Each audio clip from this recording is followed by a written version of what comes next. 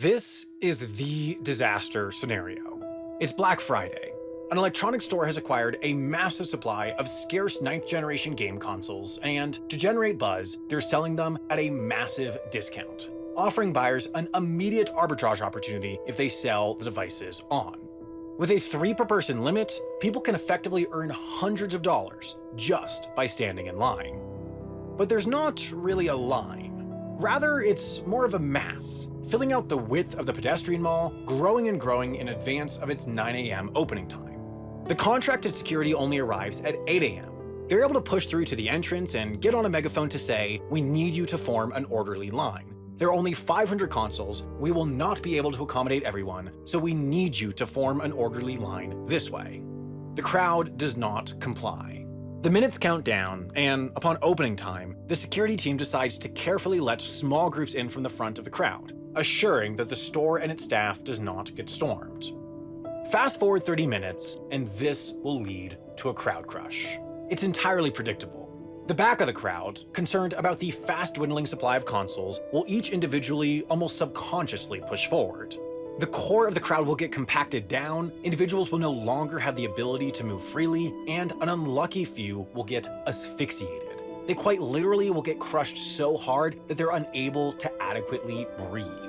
Their closest way out is into the store, leading to a further push forward, but the security, tasked with keeping the mass out of the store, will brush off the police for entry as an inevitable dynamic of a greedy, disorderly crowd. That's to say, each of these 3 groups have different incentives: the back of the crowd to get the consoles, the security to keep the crowd out, and the core of the crowd to simply survive, but they'll all lead to the same result: an ever-escalating crush. But the absolute overwhelming majority of crowds do not end up crushing themselves. So what is it about this rather innocuous, all-too-believable situation that makes it so theoretically dangerous? Well, it starts with who the people are. You see, there's an antiquated view that mass gatherings of people almost inevitably devolve into a mindless state, that the participation in the collective dehumanizes the individual and makes them more willing to act in a disruptive, dangerous way, but more recent research has started to dispel that notion. Interestingly, in the exact situation where you'd expect people to disengage from the collective good, panic, and work selfishly, in emergencies, people tend to do the exact opposite. If a fire were to start in an overcrowded building, you might expect people to rush the exits, to mindlessly push those in front just to get away from the threat, but that happens remarkably rarely. Of the 21 major crowd crushes to have occurred so far this decade, just 2 involve people running away from a deadly threat. One in Yemen spurred by an electrical explosion, and one in Egypt where worshippers fled to escape a church fire. This is entirely counterintuitive. Running away from a fire is clearly a stronger incentive than gaining the right to buy a console, so researchers were curious as to why the frequency of crushes was so much lower in the direction with lower incentive. Consider a common anecdote. On a normal flight, people barely talk. They'll sit shoulder to shoulder with their fellow traveler for 4 or 5 hours without even acknowledging their presence once. But as soon as a flight gets delayed, that changes. People start talking, they start problem solving, they get friendly, they'll even share food. If the flight gets canceled, this cooperation often extends further, and those that were complete strangers just minutes before might decide to work together and share a rental car to drive to their destination instead.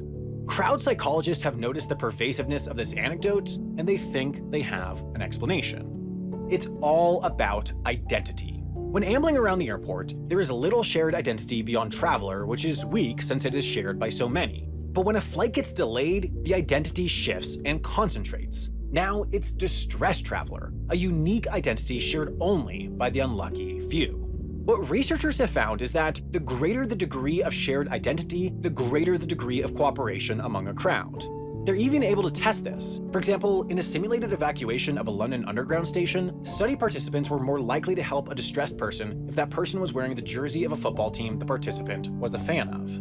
Conveniently, most events involve a shared identity. People amass as fans of a team, followers of a religion, protesters for a cause. There's almost always a shared identity that justifies the assembly, which helps to keep order even when tens or hundreds of thousands of people gather.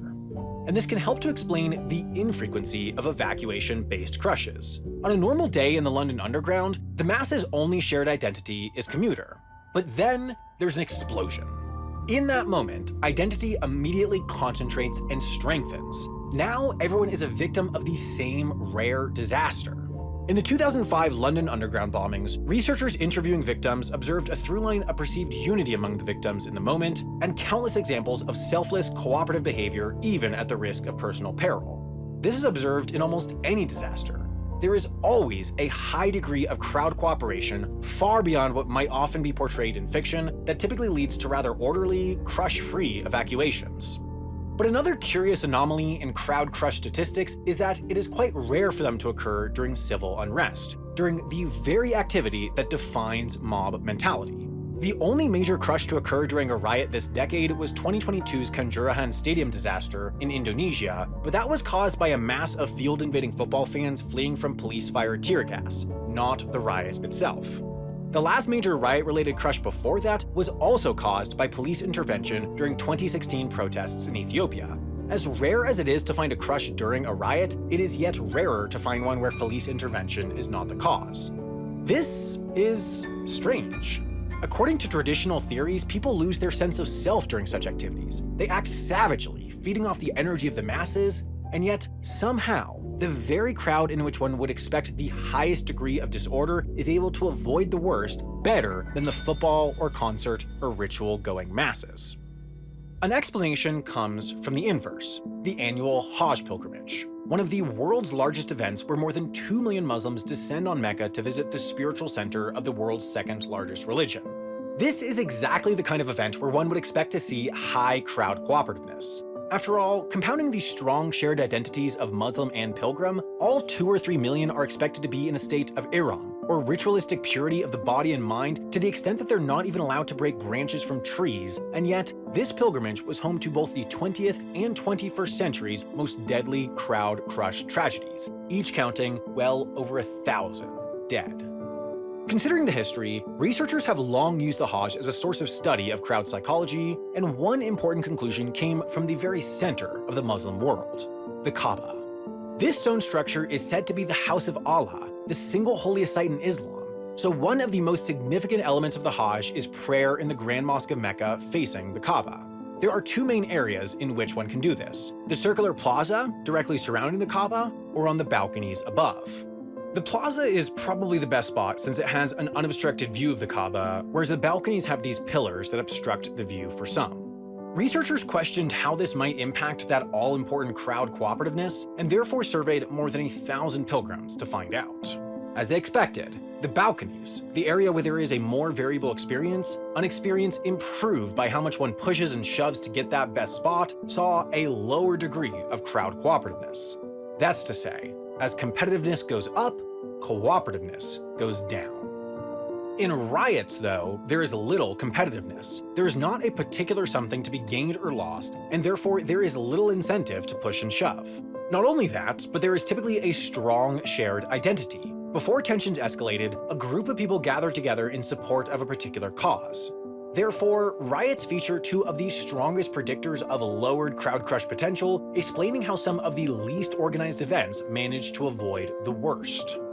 Meanwhile, there's a particular situation at far more organized events that time and time again has led to the worst. A group of people have spent a good bit of money buying tickets and a good bit of time getting to a stadium to watch a concert or a sporting match or something, but with massive crowds and limited entry throughput, the event is starting and they're still outside.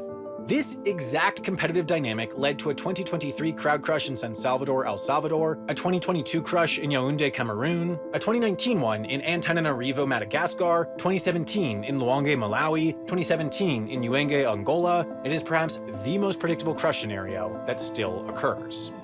But you don't need to look for examples in developing countries for this particular situation. Just look at concerts. What makes a good concert, according to most, is also what makes it dangerous, and that's unassigned seating. In a festival setting, unassigned seating is the norm, as seats of any sort are a rarity, and VIP tickets, as opposed to general admission tickets, often only provide benefits in the form of easier access and a less dense crowd. In tighter indoor and enclosed facilities, from small local venues to massive arenas and stadiums, there's often a split in ticket options: seated tickets and floor tickets. While seated tickets are easier on organizers and crowd experts, they're seen by concertgoers and touring bands alike as boring, overly clinical, just low-energy, lifeless experiences. Because of this, bands and band fans insist on unassigned floor seating where energy is high and crowd interaction is more dynamic. And yet, despite all its appeal to everyone but the organizers, general admission seating in the city of Cincinnati was entirely banned from 1979 to 2004. The 24-and-a-half-year ban dates back to a Who concert on December 3, 1979. A much-anticipated show, and one that easily sold out the 18,348 unassigned seats available at Cincinnati's Riverfront Stadium, the concert was supposed to be a celebration, not a watershed moment in crowd control and live event policy the world over. Of course, in any unassigned seating environment, there's inherent competition. For the best view, people push their way to the front. In this particular situation, this competition only compounded. In order to get in the best position to push their way to the front, thousands had lined up outside the venue.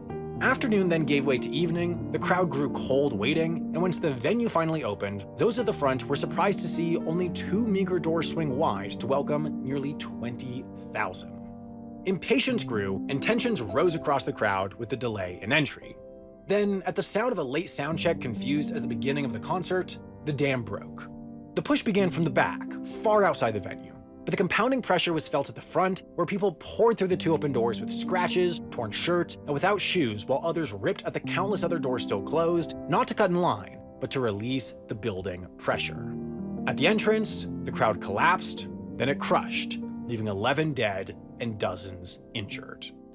In the tragedy's wake, much was made of the character of those involved, their motives, the substances they had taken, and the rock and roll culture that they had ascribed to. This much, in the aftermath of crowd-related tragedies, is a recurrent theme. At sporting matches, it's hooliganism. At concerts and festivals, it's youth culture. At religious events, it's fanaticism. But at base, it's all bad design.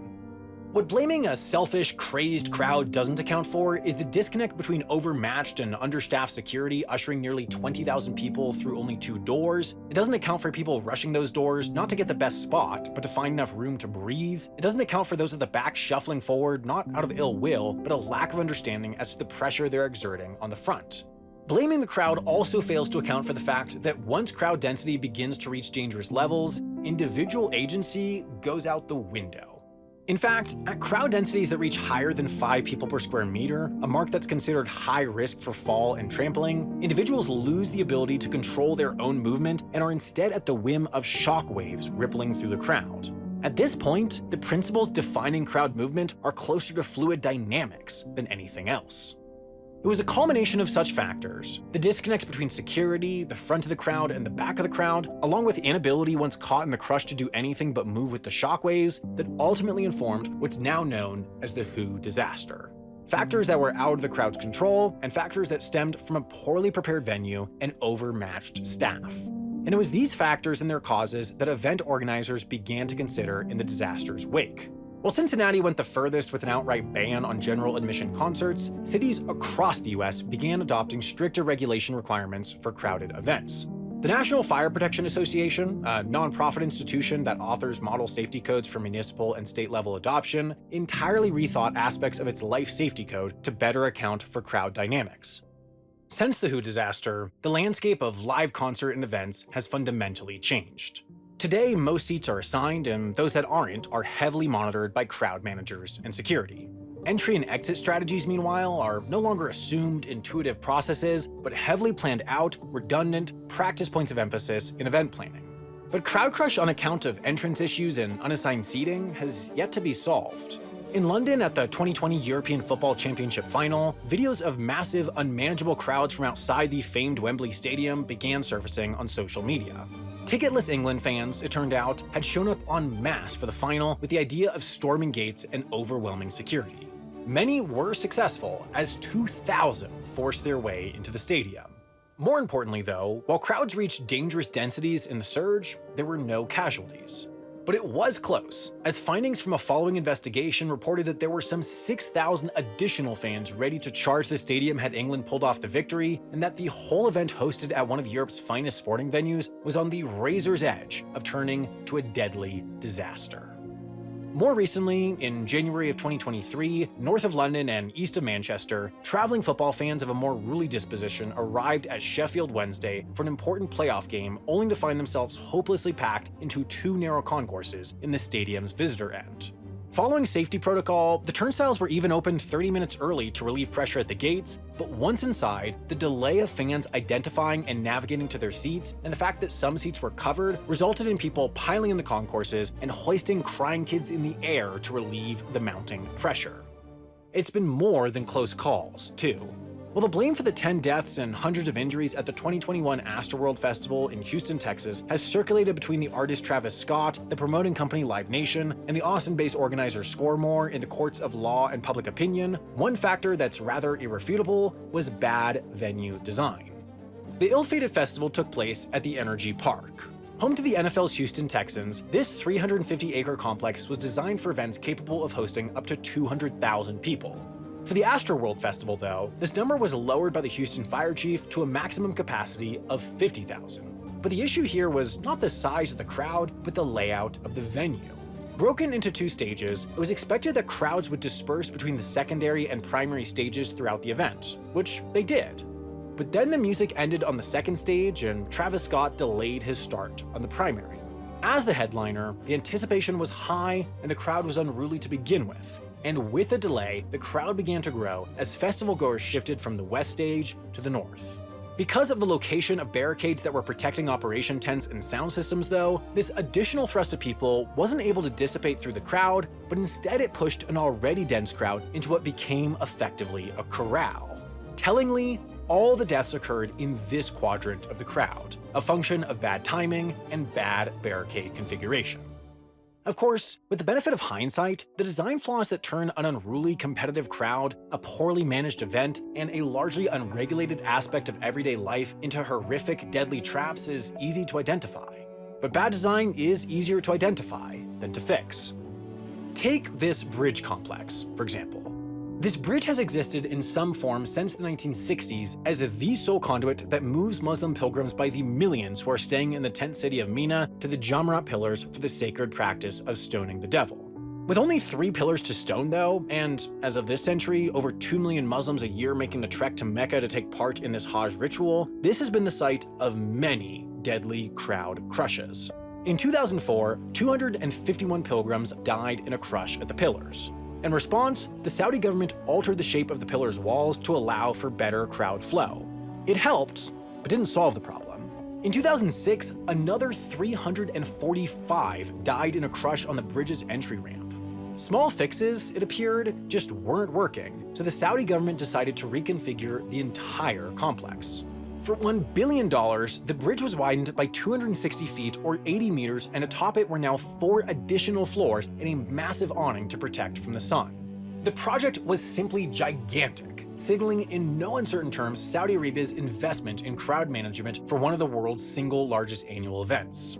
With the ability to handle more than 500,000 pilgrims an hour, nearly 2 decades on since its completion, the bridge has proved more than capable of accommodating ever-growing crowds. And yet, for as magnificent and expensive the complex is, it hasn't solved Saudi Arabia's crowd crush problems. Just down the road from this complex, where pedestrian Street 206 intersects with Street 223 before then running into a simple T intersection with Street 204, Saudi Arabia in 2015 saw its worst crowd crush in the century, and likely ever, with an estimated 2,400 pilgrims dying at an overlooked choke point between 2 commuter routes within eyeshot of the nation's most impressive crowd control infrastructure. In just hours, a problem that seemed fixed had taken a different shape, relocated at the infrastructure's nearest weak point. With the Hajj or Astroworld or the Who concert or really any incident, the cause of the crush always feels just so predictable. They're all a perfect, varying mix of an uncooperative crowd, competitive dynamics, constrained architecture, and a bit of bad luck. But of course, prediction is always easier in retrospect. For every deadly festival crush, there are countless rowdy mosh pits having the times of their lives. For every doorbuster sale gone wrong, there are far more whose staggering numbers bring the attention the retailer desires. It is effectively impossible to completely eliminate all risky situations because people love these risky situations. What ultimately makes the difference is rather simple and rather boring. proper planning to mitigate crush potential, knowledge of the risk factors, and the ability to identify and respond when things get out of control. Almost every incident involves the failure of one of those 3 steps, and therefore, while the exact moments when a crush occurs might not be as predictable as it may seem, the culpability for why they occur almost inevitably is. Saudi Arabia's crowd control failures at the Hajj escalated to a point where they were a legitimate geopolitical problem for the nation. In the aftermath of the 2400 fatality 2015 Mina stampede, Saudi-Iranian relations deteriorated significantly due to the number of Iranian nationals killed. After a long history of incidents, Saudi Arabia finally realized they had to get a grip on the event and invested a huge amount of money into designing a safer, more efficient Hajj system. Combining infrastructure, technology, psychology, and more, the modern Hajj is perhaps the most organized event in the world and has run accident-free since the 2015 crush. As much as we wanted to cover how this works in this video, there simply wasn't time, so rather we made a whole episode of our series Logistics of X about the logistics of Hajj. Like all the episodes of this series, that's exclusive to Nebula, the creator-founded and creator-run streaming service that's designed to be the best home to the stuff we make. We all upload our videos to there early and ad-free, and we use the subscription fees to fund big-budget Nebula originals like the Logistics of X. The concept is rather simple. Digital creators know how to make stuff that people enjoy watching on a tight budget, so when you give them a more generous budget, they make even better stuff. Our data proves that Nebula isn't just another streaming service that people sign up for and then forget about. A far higher percentage of subscribers log in each day than with any of the major, more expensive streamers, and subscribers stick around for longer as they find the price worthwhile. Over 50,000 Wendover reviewers have subscribed so far, and if you want to see why and watch the Logistics of X, you can use our link nebula.tv/Wendover and you'll get 40% off an annual subscription, which brings the cost down to under $3 a month. Not only that, but by using that link, we'll get a portion of your subscription fee for as long as you stay subscribed, which helps provide stable monthly income that we can reinvest into the videos, so thanks in advance for your support.